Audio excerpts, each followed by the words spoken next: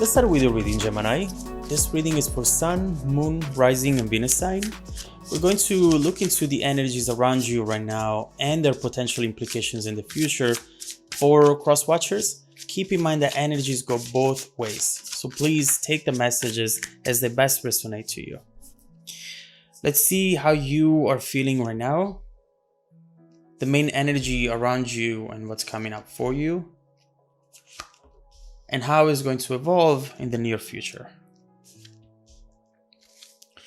Energy at the bottom of the deck, we see the World. And this is a really good card, but especially what I'm getting from this card is that you are going to solve a major issue. There is some sort of resolution here, some sort of closure that you're going to get regarding a specific situation which perhaps you have been wondering about for a long time, thinking about, and that right now will make sense. You will know what you have to do next, and you will know what's coming up next as well for you. So let's see how this card relates to the rest of the reading. Let's start looking into how you are feeling right now. So right here we have the Empress and the Devil. The Empress actually showed up reversed. And what I'm seeing here is that you are in a situation where at times maybe you don't really like yourself. In this situation, you are with someone, perhaps someone who's embodying that devil energy right now, who's making you feel as though you're not being your best self. Whenever you see the Empress, usually you take care of your body, you're happy to be you. You are clearly in tune with who you are and who you have become as well. Now, whenever we see this reversed instead, we see someone who is emotionally overwhelmed, someone who needs to completely change the situation in order to feel better about themselves. So what we see here is neglected needs and overall feeling as though you're not who you should be. So right here, what we see, Gemini, is that whenever you are with this person, or at least some of the times, you end up being a version of yourself that you're not happy with. You might become extra jealous or always upset and angry at them or at something because of something that they are doing. Overall, we see that this is a very complicated energy to handle. Right here, in fact, you have something that you know it's bad for you, but regardless, you're still going for this because you share a very strong attachment with it. The devil is that temptation that you know you shouldn't go for, you know you should get rid of, but it's so hard to do. Right here, what you own owns you. And overall, you find yourself stuck in this. There is chaos. There is sometimes pleasure as well, but some other times instead, just deep struggle and something that it's making you again experience your shadow self. We see restrictions here. You have a lot of potential, you know? You have a lot of beautiful possible outcomes that you can achieve in your life, but right next to this person in this specific situation, you find yourself instead being 1% of what you can be, achieving 1% of what you can achieve. So let's see how this energy is about to evolve. Let's see what the main energy is here and what's coming up for you.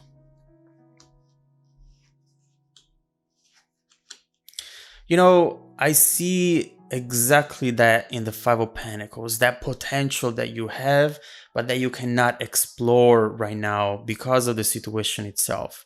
Five of Pentacles transitioning into the Six of Cups and the High Priestess right there. Right here, we just see you not being happy in this house, in this environment. We see how you have the Pentacles, you know, you have the type of energy that you need to build something beautiful. But right here, you just feel as though you're losing all of that. You're losing every single pentacle, or you're about to. You feel isolated from the world and from a relationship that it's meant to give you love. It's meant to give you beautiful things. Right here, you feel alone right next to this person. And it's clearly not a type of feeling that you should have when you are standing right next to someone who claims to be your partner, who claims to love you and to care for you. Here we see love not given back. Therefore, you're just feeling abandoned, left out. Now, you are really thinking about the past and thinking how beautiful this was once, right? You see here how those memories that you still have with this person are clearly amazing. And you just revisit the past at times. And to me, this is that string that keeps you attached to the devil. You see these strings right here. You see them controlling someone, controlling you. And the strings are made of the Six of Cups. Because you had beautiful times in the past, your soul perceives those as something that can happen again in the present, or at some point in the future. So that potential, that maybe is still keeping you here. But again, we go back to that message that says, most of the times you don't like yourself in this situation, in this relationship. You become someone that you don't like, someone you wouldn't want to hang out with. And so that's not who you are, though. And you know your potential, and you're starting to see a way out. I see it with the High Priestess. Your eyes are closed, but if you look close, you see that the eyes are actually open. You're starting to see beyond what is going on around you. And you understand here that if you want to change something, you have to change it yourself.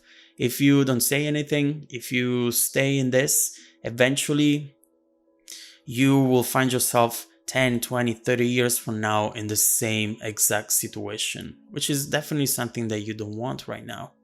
Keep in mind that we might be looking at a situation that you're experiencing now, or something that you experienced in the past and that right now you're thinking about, because maybe there is some sort of evolution here that we need to understand and see. But overall here, the High Priestess, you are tuning out all the distractions, all the voices telling you to do one thing and then the other. Right here, you are going away from the distractions in order to grow, in order to understand what to do, meditating, analyzing the situation from a pure standpoint, without the fear or without the burden that you clearly collected and you have at this point in time. There are some hidden truths maybe that you are finding out here. So let's see how this energy is about to evolve in the near future. Interesting. We have the Queen of Swords and the Lovers. What I'm seeing here is clearly a conversation. The Queen of Swords is someone who goes straight to the point. Now there is no more time to waste.